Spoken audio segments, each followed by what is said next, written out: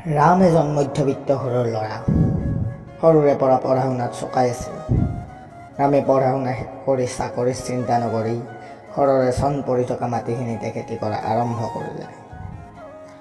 ৰামে আৰু চাকৰিৰ গুৰুত্ব নিদি উন্নত মানদণ্ডৰে খেতি কৰি চলি আছে। বিয়াৰ বয়স হোৱাৰ বাবে ৰামৰ মাক দেউতাকে ৰামৰ বাবে কইনা চোৱা আৰম্ভ কৰিলে। কিন্তু ৰামে নিজৰ পত্নী পঢ়া শুনা কৰি শিক্ষিত হোৱাটো বিচাৰিছিল আৰু সেয়ে ৰামে এদিন এঘৰ ধনী মানুহৰ এজনী শিক্ষিত ছোৱালী চাবলৈ গ'ল। ছোৱালীৰ ঘৰ গৈ পোৱাত ছোৱালীৰ দেউতাকে বৰ আদৰেৰে ৰামক ভিতৰলৈ লৈ গ'ল। অলপ সময়ৰ পাছত ছোৱালীৰ দেউতাকে ৰামক সুধিলে, তুমি কি চাকৰি কৰা? ৰামে গৌৰৱে ক'লে, খুড়াদেউ মই চাকৰি নকৰোঁ, মই খেতি কৰোঁ। তেতিয়া ছোৱালীৰ দেউতাকে ক'লে, কি তুমি খেতি কৰা? তুমি কেনেকৈ ভাবিলা যে এজন অশিক্ষিত খেতিয়কলৈ মই মোৰ একমাত্ৰ ছোৱালীক বিয়া দিম? তেতিয়া ৰামে ক'লে, শুনক খুড়া, আজিকালি কোনো খেতিয়ক অশিক্ষিত নহয় আৰু খেতিয়কৰ মনবোৰ বিশুদ্ধ পানীৰ দৰে কোমল আৰু চাফা। ছোৱালীৰ দেউতাকে ক'লে, তুমি যিয়েই নোকোৱা কিয়, কিন্তু মই মোৰ একমাত্ৰ ছোৱালীক কেতিয়াও এজন খেতিয়কলৈ বিয়া নিদিওঁ।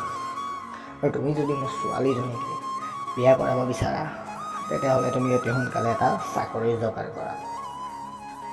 ৰামৰ অলপ খং উঠিল আৰু ক'লে, খুড়া ময়ো এটা কথা কওঁ শুনকচোন। আপুনি কোৱাৰ দৰে মই খেতি কৰা বাদ দি এটা চাকৰিৰ যোগাৰ কৰি আপোনাৰ ছোৱালীক বিয়া কৰাম, কিন্তু বিয়াৰ পাছদিনাখনৰে পৰা আপুনি খেতিয়কসকলে উৎপাদন কৰা একোৱেই বস্তুৱে খাব নোৱাৰিব।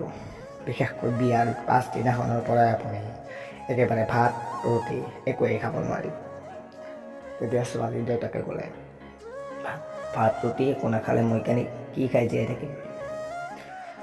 তেতিয়া ৰামে ক'লে, চাকৰিত টকা খাই আকৌ।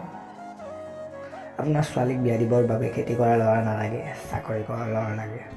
গতিকে আপুনি খেতিয়কে উৎপাদন কৰা বস্তু কিয় খাব? চাকৰিত টকা খাব। খুড়া, খেতি কৰি মই গৌৰৱ কৰোঁ, কাৰণ মই খেতিত উৎপাদন কৰা সামগ্ৰীসমূহ মোৰ লগতে আনকো খুৱাব পাৰোঁ। চাকৰি সকলো নহয় খুড়া, মানুহক পেটৰ ভোক বুজাবলৈ ভাত ৰুটি আদিৰহে প্ৰয়োজন। আৰু এটা কথা খুড়া, আমাৰ দৰে খেতিয়কবোৰৰো এটা মন আছে। আৰে আপোনাৰ ছোৱালীক বিয়া নিদিলেও মই জীয়াই থাকিব পাৰিম খুড়া, পাৰিম। কিন্তু খেতি বাদ দি আমি খেতিয়কসকলে জীয়াই থকাৰ কথা ভাবিবই নোৱাৰোঁ। আৰে সকলো ফালৰ পৰা সমস্যাই আগুৰি ধৰে খুড়া। খেতি কৰিবলৈ যাওঁতে জানে, সকলো সমস্যাই যেন বাধা হৈ আগুৰি ধৰে। তথাপিও আমি পিছ হুহুকি নাহোঁ খুড়া। সকলো বাধা নেওচি আমি আগবাঢ়ি যামেই, কাৰণ আমাৰ লক্ষ্য এটাই, খেতি।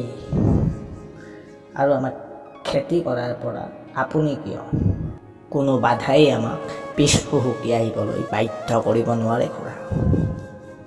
দিয়ক খুড়া দিয়ক, আপোনাৰ ছোৱালীক এজন চাকৰি কৰা ল'ৰালৈ বিয়া দিয়ক, যিজন ল'ৰা ধনী হয়, চাকৰি কৰা হয়। কিন্তু আপুনি খুড়া এবাৰ ভাবি চাব, এবাৰ সেই ল'ৰাজন যাতে প্ৰকৃত মানুহ হয়।